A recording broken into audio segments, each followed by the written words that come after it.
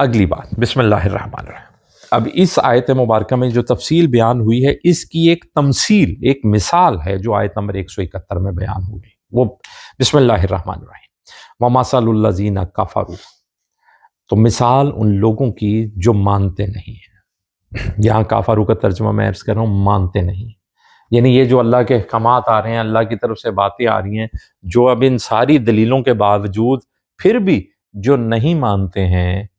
ان کی مثال ایسے ہے کمثل الذی، کاف جیسے مثال الذی، اس شخص کی، ینعقو، جو چیختا ہے، آواز لگاتا ہے، بما، ساتھ اس کے، ما جو، لا نہیں، یسمع، وہ سنتا، الا، سوائے، دعا، پکار کے، وا، اور ندا، آواز کے۔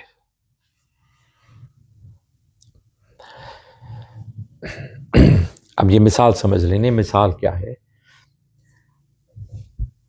کہ اگر کسی کو آواز دی جائے، لیکن جسے آواز دی جا رہی ہے وہ صرف آواز تو سن رہا ہے لیکن اس سے آگے کچھ نہیں، یعنی اسے یہ سمجھ نہیں آ رہی کہ اس آواز کا مطلب کیا ہے، آواز دینے والا مجھے آواز کیوں دے رہا ہے۔ یہ بات مثال ایسے ہے جیسے ایک چرواہا، وہ اپنے گلے کے جانوروں کو آواز لگائے کہ بکری مثال کے طور پہ اس کے گلے سے باہر نکل جا رہی ہے اور وہ آواز لگا رہا ہے کہ وہ بکری ادھر واپس آ جاؤ، تو اب وہ بکری کے کانوں میں آواز تو پڑے گی کہ کوئی آواز دے رہا ہے، لیکن صرف اس آواز اور پکار کے سوا اسے کوئی بات سمجھ آئے گی کہ یہ بات کے میننگ کیا ہے، اس کا بات کا مفہوم کیا ہے۔ جانور کوئی اشارہ تو سمجھ، یعنی اگر وہ جانور جنہیں سدھا دیا جائے نا، وہ جانور جنہیں خاص سکھایا جائے، ٹریننگ دی جائے، وہ بھی آواز کی کچھ مخصوص ساؤنڈز ہیں، کچھ سیٹی کی آواز، کوئی آواز کا اتار چڑھاؤ یا اشارہ، جس کو وہ سمجھتے ہیں کہ یہ مالک نے یہ اب پکار دی ہے تو یہ کرنا ہے۔ آپ نے اگر کبھی بندر کا تماشا بھی دیکھا تو آپ نے دیکھا ہوگا کہ مداری ساتھ ایک سٹک رکھتا ہے، وہ سٹک سے اشارہ کرتا ہے ڈبے کی طرف، اور ساتھ ہم سمجھتے ہیں وہ جو ڈائلاگ بول رہا ہے نا کہ ادھر بیٹھ جاؤ، تو شاید بندر اس کی بات سن کے بیٹھ رہا ہے،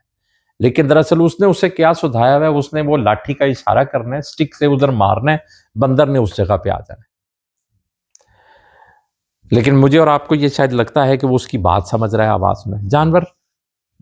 اس میں عقل کا وہ معیار نہیں ہے کہ وہ ادراک کر سکے بات کا، لیکن وہ جو گلے کے جانور ہیں انہیں تو یہ بھی سدھایا نہیں گیا ہوتا، تو وہ مالک آوازیں دیتا رہے تو وہ آواز سن کے کبھی بکری واپس لوٹ کے گلے میں نہیں آتی۔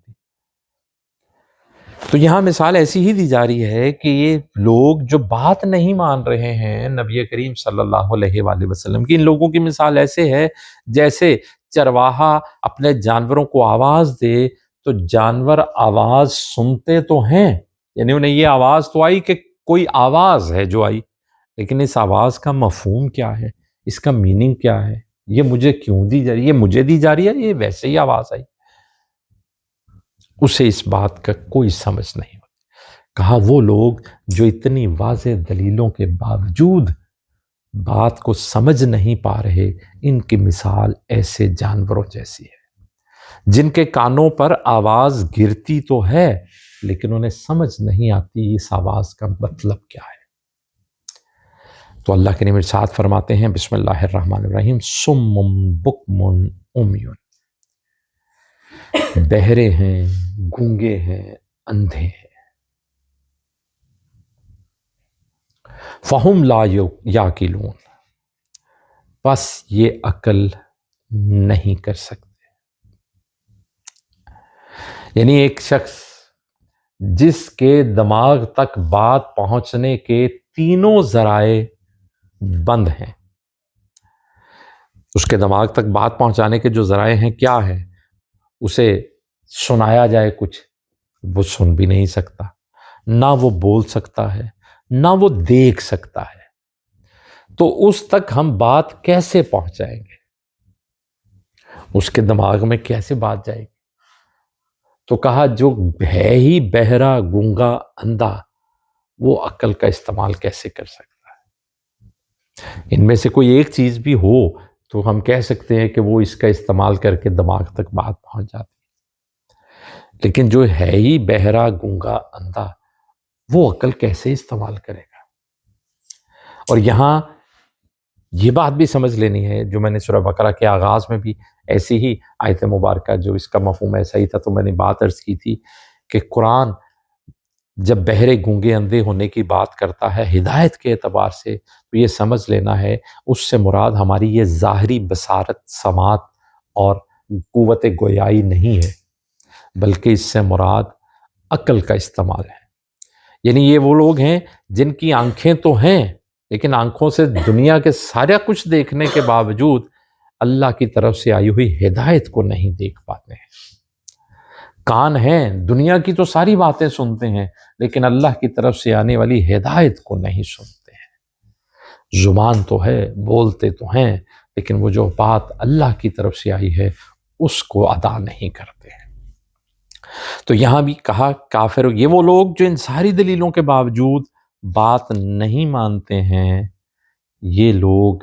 ایسے جانوروں جیسے ہیں جن کا مالک انہیں آواز دے تو انہیں آواز تو آتی ہے لیکن بات سمجھ میں نہیں آتی۔ تو جو لوگ ہوں ہی گونگے بہرے اندھے وہ عقل کیسے استعمال کریں گے ان کو؟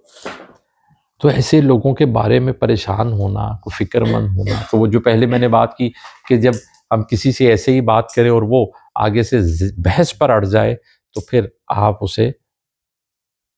اس کے حال پر چھوڑ دیجیے، اللہ سے دعا کیجیے کہ اللہ اسے بھی ہدایت دے اگر اللہ نے ہمیں سمجھ عطا کی ہے۔ دوسرا میں کہا کرتا ہوں کہ اگر اللہ نے ہمیں توفیق دیا کہ آج ہم 35، 40، 45، 50، 60 سال کی عمر میں اگر ہم قرآن پڑھنے لگے ہیں اور اللہ کے فضل سے ہمیں کچھ باتیں سمجھ میں آنے لگی ہیں، تو ہم دوسروں کے سر پہ ڈنڈا نہ ماریں کہ انہیں 2 ہی دن میں ساری باتیں اب میں